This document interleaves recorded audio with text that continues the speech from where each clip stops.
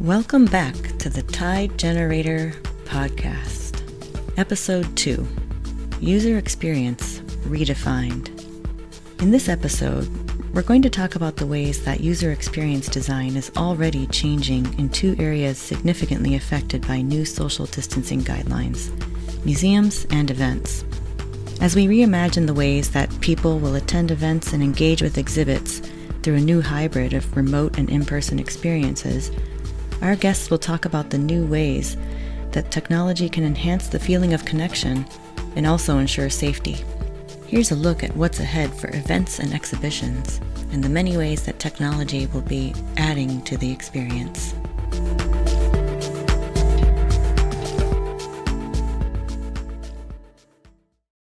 Hello, everyone, and welcome to the Tide Generator Podcast.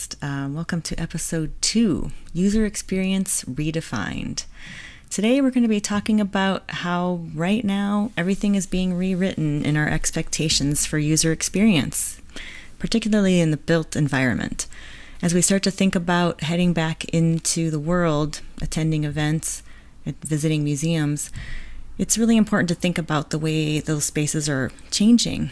So with me today on the Tide Generator Podcast, we have Emily Conrad, co-founder and president of Tessellate Studio. And we also have Songul Aslanturk, user experience design lead with Google. So thank you both for being here with me today. I'm really excited to talk with you about this. I know you both have a lot of experience in the built environment and building virtual interfaces that people interact with. I guess when I think about user experience design, I think we're all right now revamping what that means. It used to mean in the very recent past that we were trying to attract people to join us in the world for experiences together. And now, of course, we're looking at a world where as we attract people back into the built environment, we're hoping to make them feel safe and accommodated for. And so I'm wondering how your work is already changing, how you're reconfiguring your designs as you contemplate how we're going to bring people back. Yeah, I can start. So for me, I focus on event spaces at Google. So events has been my focus in the last couple of years. And with this current situation, our priorities shifted to like fully remote. Of course, we are still keeping in mind that digital experience will never replace in-person experience. But right now, because we are in this situation altogether, we are focusing on the remote experience and pulling in the right tools and creating the right interactions and making sure people are connecting in a meaningful way, still being remote and feeling comfortable and feeling connected. In addition to that, of course, like there's still, in our product roadmap, we still have like conversations about hybrid solutions when we are all go back to like office environments. What is the safe environment? What is the safe event experience for everyone? So we are also like, talking about how can we make that possible and what are the tools? How can you presenter and still feel safe but also connected with your audience? And also as an audience, how can you participate in an event, either in a physical space or remotely?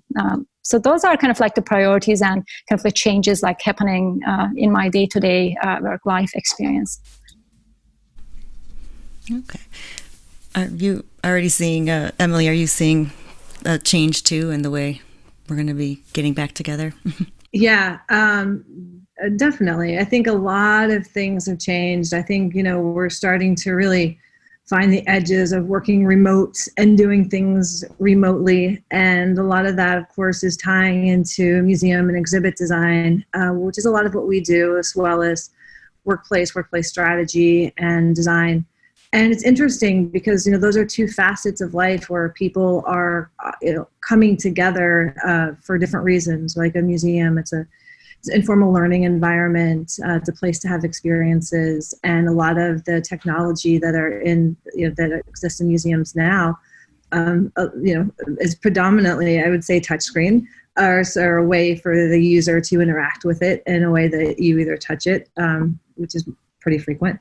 But what we're being asked to do now is to think about, well, what are some other ways that you can create those interactions and those experiences that don't require touching? Because that's, would you require someone to have gloves or to clean it, or kind of the operational part of it, which is incredibly important and will be moving forward. So just we've been thinking about that, kind of getting ahead of it. As far as what we've been doing in the more of the commercial real estate and the workplace, a lot of what we've done is thinking about ways to create experiences that aren't going to involve touch, but still be able to bring about the type of like Sungul said, the meaningful interactions that you want people to have. Yeah, exactly. That's what I think everyone's looking forward to that, to getting back to being in a space with other people and interacting with them there. Are there particular technologies that you're thinking about for getting into this new touchless world? Or are we going to finally see gesture be the way, or is there a particular direction you think we might head?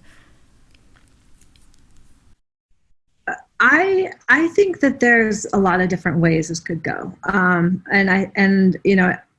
Kirsten, what you're saying about people do want to come together, right? We know that that's going to eventually, that's going to be the case. And I think what we've seen to date is we've seen a lot of more of the functional interactions, more of the functional inputs like touch. That's great for doing work and getting things done. And I think what's happening is, we're starting to see, well, this gives us an opportunity in museums and other places to continue to experiment with what's been going on with gesture. I think audio is another point as well, so that it doesn't involve having to, it's not a barrier between you and the artifact, whether it's not having to touch it, but also just being able to have that interaction that doesn't include having to spread anything. Exactly. And having someone constantly having to wipe it down. Yeah, that's a dedicated job. Do you think, Sungul, do you think we'll be using more of our personal devices in these spaces? Is that an option that people are looking at? Yeah, that may actually be a solution, because, for example, in an event environment, if you are running a panel, you have a few speakers. Like just an example, right? They may not be able to use the same microphone because of the reason, like the virus that we are all experiencing right now. So we may think of like personal devices and personal hardwares as a solution, or maybe sustainable but individual devices to have on site for daily use, and then after maybe per use, they are disinfected and they are clean for the next round. So we are having discussions around that. Yeah, totally. It may come into kind of like, it may be a solution. Okay. And actually thinking about all of this, as we're all remote and we're all virtual and we're connecting this way, are there any attributes of it that you think we might see, that we might keep as we move back into the physical environment? Are we going to keep any of these new options, or do you see a hybrid evolving? Hybrid is definitely going to evolve. I think there will be digital enhancements to the hybrid experience with events.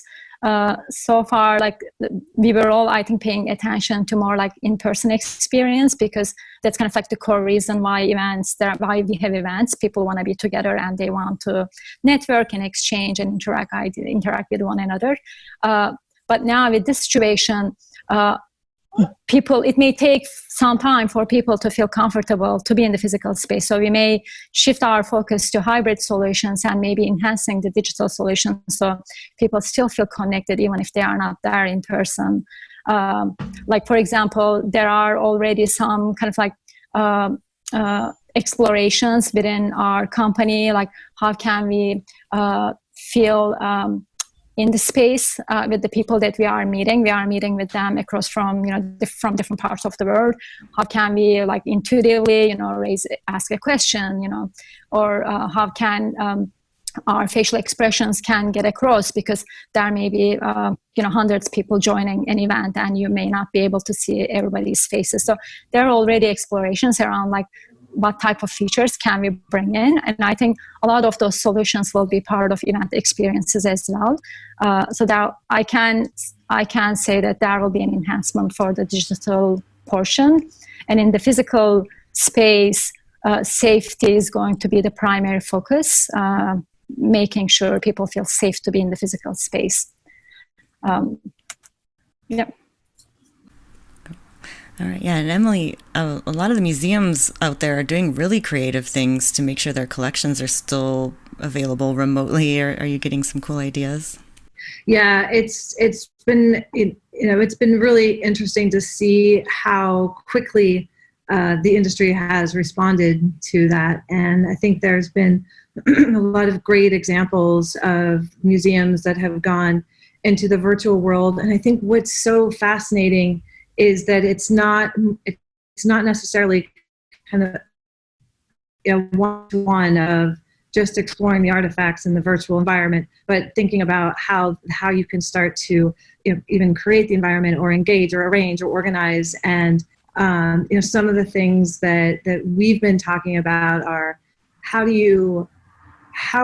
can you take the virtual environment and turn it into not the museum itself, but into another kind of experience. You look at like Animal Crossing, where people are making museums, for example. And I think that there's some great ideas with what people are already inclined to do, right? What channels they're already using. And so I think that there will continue to be a lot of interesting projects that come out of this from the museum's perspective, that the intention is that they will be long-term, so that when people feel comfortable going back to museums and when it's safe to do so, and other cultural institutions, that there'll be this kind of virtual platform that people can continue to explore, even if they end up never going to that museum, but also in addition to it, so it complements it and they work together. And I think that's what we're seeing more and more of, is how you can start to create that really holistic experience for virtual visitors and for visitors that are going to be coming in person. Yeah, maybe the best thing that comes out of this is increased access. We were, even before this, everyone was talking about how access was the ultimate currency. If we could get more people to experience either events or museum artifacts and archives, that would add value to all these venues, especially as people tend to stay home. So people question as well, what is the purpose and what is the definition of a museum, and how can we start to really think about what that might be, even maybe looking at a more decentralized model for what that is. So it's to your point, in the service of access, because I know that's something that a lot of museums strive to do with outreach programs and traveling exhibits, and there's a bunch of examples. But I think that really making that barrier as low as you can is an ultimate goal for a lot of the museum clients that we speak with. Yeah, that's good news, I think, because I definitely want to keep being able to view things from home. And then maybe participate in the outdoor world and learn about collections and artifacts that way too. There's a lot of ways that a museum can exist in society. That's interesting. Yeah, the idea of access too is really interesting. I think that it's all about giving people a chance to be able to see the different programs and different events that we're creating. Do you think we'll see increased access to programs after all of this? I do. I think there will be definitely an increased access to programs. One of the more interesting things that I've noticed in all of this is that there's a number of platforms, right? There's a number of virtual platforms that can kind of be everything to everyone, which is exciting. But then when you start to really hone it in on what's going to be interesting for that person or that specific group of people or audience, however you want to, however they kind of come at it. But what's interesting is that there's becoming more and more interesting kind of tangential programming that's come about. Even like looking at conferences, for example, where it's not just necessarily a webinar, it's more of a dialogue. And I think that's what's making things very interesting is, again, we're moving out and we're trying to find kind of where the boundaries are of these existing platforms and using them in more interesting ways that are specific to the needs of or interests of a certain person or a certain group of people. Yeah, you raise a good point there, trying to get beyond just the webinar format and trying to, I think our task as on the topic today of user experience is creating experiences that are memorable and have a human element to them. I guess if we're trying to get beyond webinars, Songal, do you know ways that we might be able to engage audiences in new ways? Yeah, we had couple already like global, fully digital events in the past couple of months, and the way we have been engaging the audience was we pulled in different tools into the environment. So we were able to pull in tools where audience could engage and ask questions to like senior people in the company, for the topic that they were focusing on.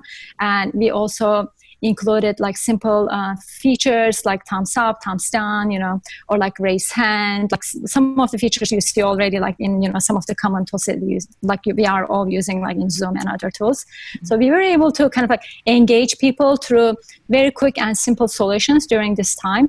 And I can see that even that evolving for the future to engage the audience when they are remote. We will come up with digital solutions if they are not, if they are not able to be there in person. And some other things I think things are exciting happening is looking at the from behavioral science point of view, like understanding behavioral changes when big changes like that happens in person's life, like what are the certain behavioral changes and adaptations, and how quickly we can engage people by understanding their mental model and then diving into to a human kind of like way of like handling this type of situations. Like what is the most intuitive solution to kind of like offer? It doesn't have to be complex. It can be simple, and sometimes even like analog solutions, can be helpful in situations like that until there's a better solution. So we have been going through like mix of digital and analog solutions and running hybrid or like fully digital events in the past 2 months. And it's been going well. And people are engaging and people are coming together in the company. My observation is like sharing resources and sharing their experiences in terms of how they handled this remote work experience and joining remote events and meetings. Yeah, the behavioral changes and the human factors of these, that's definitely a big thing that both of you have to think about all the time. And there's definitely a lot of human factors that we're going to need to accommodate for now. People are uncomfortable. People are scared right now. So how do we create a feeling of comfort out there? I think the key is, number one, this is kind of like, UX one-on-one, right? Like you understand your users, right? Mm-hmm. In this situation, we have so our users are audience, right? Like that's the general user. But then if you think about the audience, there are so many sub-levels to it, right? Like subset to it. There's an audience with accessibility needs, right? Like there's an audience in a situation similar to I am, like sitting with a toddler, right? Like, so I deep diving into your user and understanding their needs and then offering solutions that work best for them, and looking at the technology, because there are interesting technical solutions that you don't necessarily think right now, but it may be super helpful in a situation like this. Like for example, infrared, like the question, instead of touch, like, can we think about infrared, solutions so you don't touch something? Or can we think about like voice commands, like, like ideas like that may come into place, and we may focus on those more to, of course, like keeping the user in mind first, making sure it's usable and that's what they are looking for. Emily, how are you seeing that, bringing the human factors in back into the museum environment? I mean, it's always been the first are the humans, I guess. but yeah, I guess how do you see that evolving with these new expectations people are going to have? It's just been such a fascinating time, and there's so much that we have to account for and think about. Even just from a working perspective, right? People working from home with their kids and having to take care of their kids, and being so much more accommodating and tolerant and understanding. And I think that has been, in general, a positive. And I think what we're seeing in, it's a lot of the projects that we're working on now are definitely in concept and design in this moment. And what we're trying to do is thinking about how can we reach out and have that connection with the audience who may not be physically in that museum. They may be in a school, they may be virtual learning in a school, and thinking through what those scenarios might be, and starting to better understand that. Like Sangul was saying, breaking it down and really understanding and being able to meet someone where they are so that they do have a positive experience is really, really important. Yeah, this actually all makes me really excited because we are talking, like Sangul was saying, about how the company was really coming together in a new way, and what you were just saying, Emily, about how we are being more accommodating. We are suddenly seeing the human side of everyone we work with and everyone we live on this planet with. So it's sort of changing the context of how we want to engage. And I think the thing that I'm very curious about personally is how we're going to create a sense of connection for remote audiences, because I'm really fascinated by the aspects of even just haptics, like the simple idea of haptics, to let people know that they're thinking of each other. I think there's all these little attributes like that I'm really interested to think about remote audiences feeling connected, even physically feeling connected. Have you had a lot of thoughts around that? Or I in one instance that we've been thinking a lot about is how do you have a virtual remote international audience visit a museum, visit an exhibit, and haptics have definitely come into account, because you want the people who are already at the exhibit to feel like that someone else has entered, right? You want it to be a two-way dialogue in that way. So that's something we've been considering a lot about, and as well as what I was mentioning before, kind of about the voice and gesture. I think all that can come together so that it does feel like there is a group of people engaging in a space where some might physically be there, but the majority of them would be from far-flung places in the earth, that give them the opportunity to come together over one mission. Exactly. I think and that makes me think too of audience feedback. For these performers that are generously doing live performances from their living rooms, they don't get to enjoy the feedback literal feedback from the audience of applause. I've been thinking about that too in the event space on Google with trying to make it feel like a presenter can hear an audience or sense an audience's reaction. Yeah, we had discussions around that too. Like how can feel as a presenter that you are in front of an audience if you are not actually with the audience.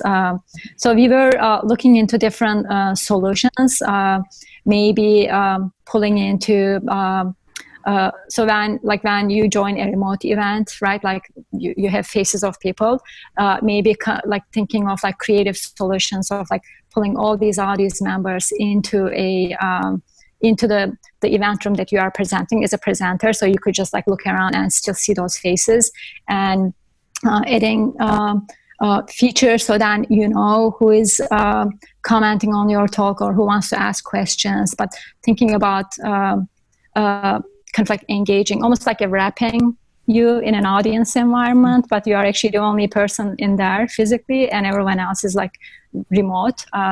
We have been discussing ideas around that too.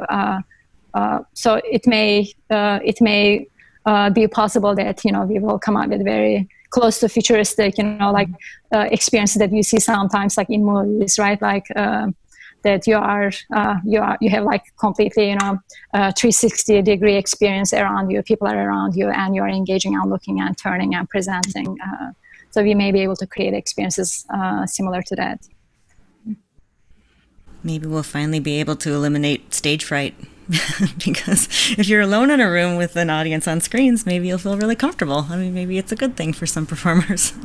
That's actually another topic. Like we were so when we talk about like being presenter in a stage, and so then also like when everybody is remote, you are the only presenter, right? It removes the need for a larger space because all you need is a stage. So how can we make it intuitive for you so you still move around and it still feels natural for you to engage and present?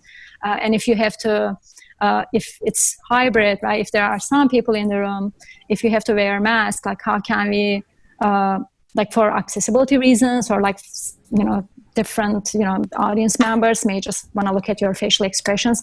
How can we communicate that out? Like what are the solutions for that? So there will be interesting like solutions, and I think it is exciting, but it's also a challenge for the design team to find the right solution for all of these journeys.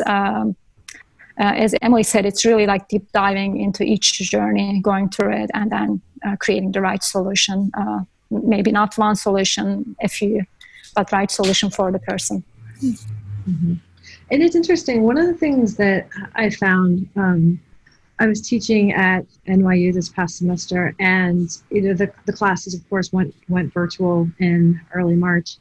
And one of the things that I found is that the students really preferred to have smaller groups virtually, and you know, smaller breakout rooms, and how beneficial just that is, and what an opportunity that would give conferences and also potentially museums and other types of programming where you can, you know, spend time talking to a small group of people, so it feels more intimate. It doesn't feel like just one general broadcast.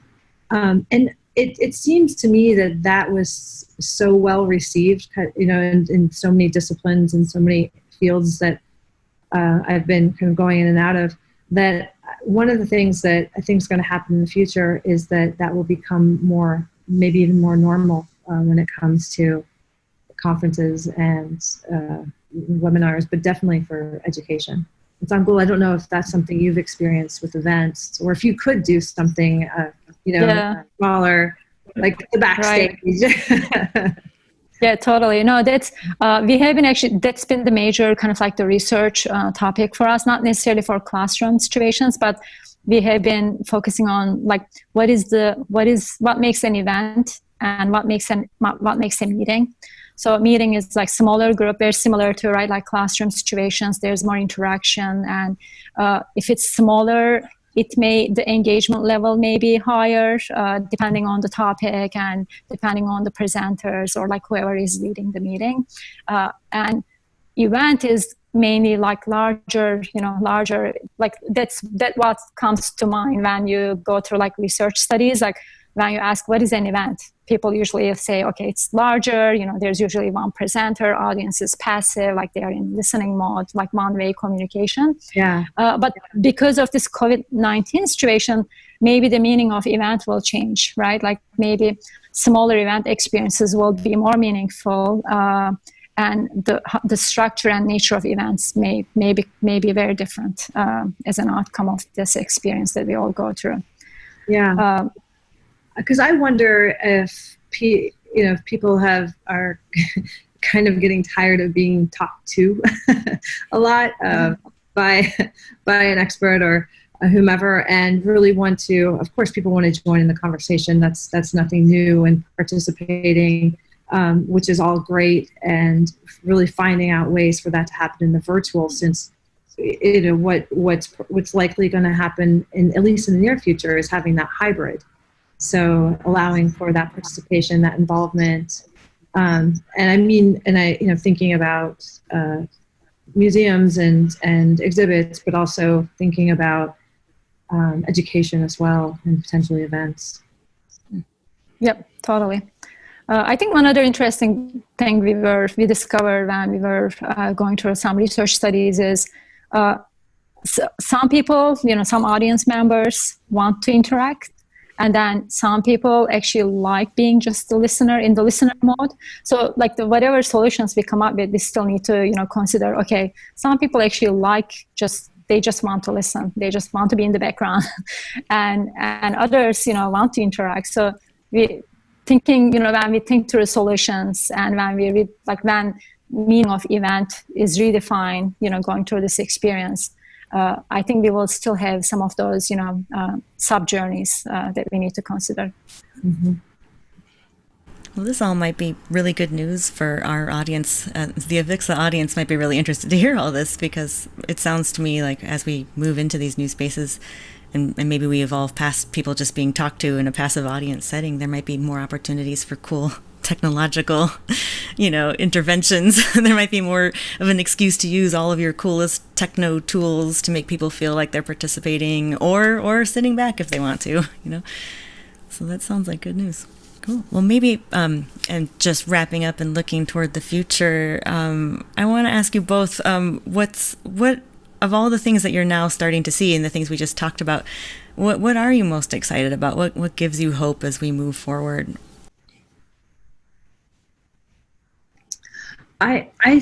What is exciting to me is that I look back on my journey as being a designer and interaction and technology is starting with the desktop interface, going to mobile, incorporating in the environment, and then really thinking about how the environment integrates with all the other interfaces. And now, of course, bringing in the virtual as part of that. And as we've been talking about, what is this hybrid?